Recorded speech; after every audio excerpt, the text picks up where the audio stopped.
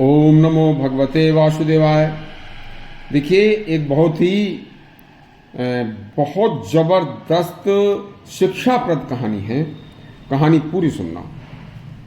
एक नगर सेठ गोपाल दास बहुत ही धन संपन्न, धनवान, धर्मज्ञ, शील स्वभाव, सज्जन व्यक्ति थे और उनका समस्त समाज में और पूरे नगर में बहुत बड़ा नाम था कि इतने धनाढ्य हैं और फिर भी बहुत ज़्यादा शील स्वभाव हैं।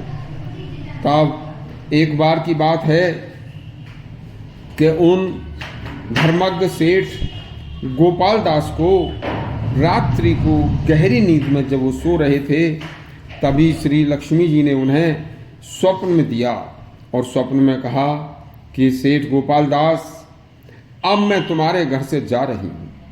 तुम्हारी धार्मिक सज्जन प्रवृत्ति देखकर मैं आपको एक वर मांगने का वचन देती हूँ। आप जो चाहो मांग लो। मैं कल से फिर तुम्हारे स्वप्न में कभी नहीं आऊँगी और ना ही तुम्हारे घर पर रहूँगी। इतना सुनते ही गोपाल दास सेठ की आंखें खुल गईं। उन्होंने अपना स्वप्न अपने समस्त परिवार के सभी सदस्यों को एक जगह बैठा कर बताया। तभी अपनी अपनी सभी ने राय दी।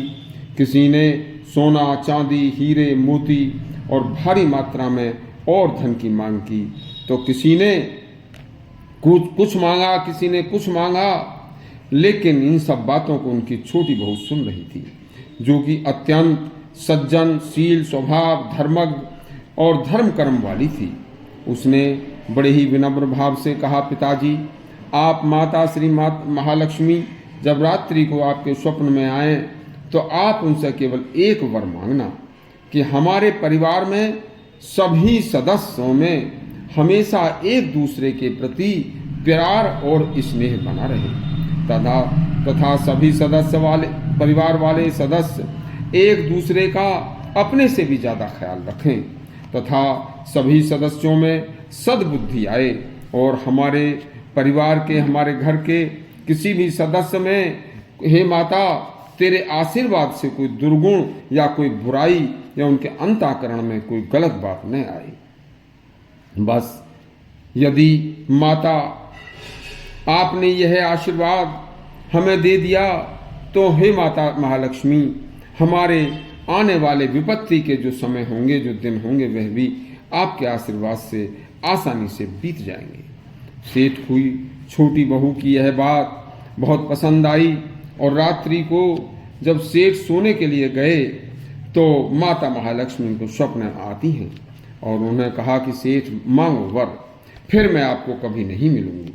बस सेठ जी ने अपनी छोटी बहू की बात माता महालक्ष्मी से कह दी और कहा, माता जी ने कहा कि हे सेठ, मैं तुझे ये वचन दे चुकी हूँ, जो वरदान तुम मुझसे मांग रहे हो, यदि इस तरह का परिवार होगा तो मैं उस घर से कभी जा ही नहीं सकती। अब सेठ, जब तुमने यह वरदान मांग लिया है तो मैंने आपको दिया। बस प्रसन्न होकर सेठ माता से विनम्र पूर्वक कहता है कि हे माता, देखो, मेरे पास अभी इतना धन बाकी है कि 7 पीढ़ी तक भी समाप्त नहीं होगा। तब आपके जाने से, आपने हमारे यहाँ से जाने से हे माता कैसे सोची?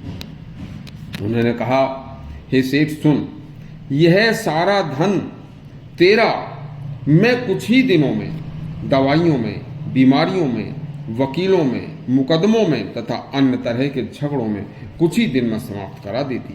7 पीढ़ी की तो बात ही क्या, यह कुछ ही दिन में सारा धन नष्ट हो जाता। देख सेठ, अब क्या है, अब तुमने सब कुछ ऐसा वर मांग लिया, बस अब कुछ नहीं है।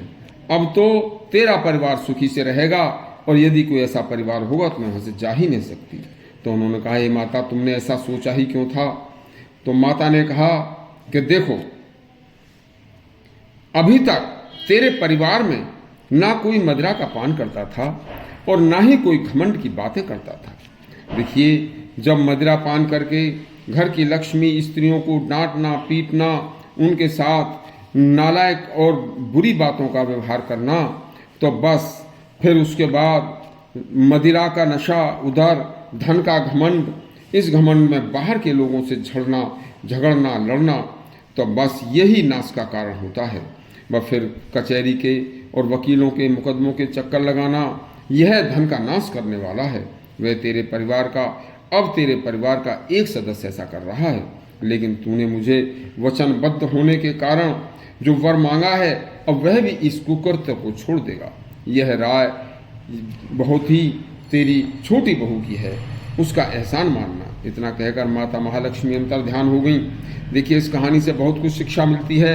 यदि आपको यह हमारी कहानी अच्छी लगी हो तो हमारे चैनल को सब्सक्राइब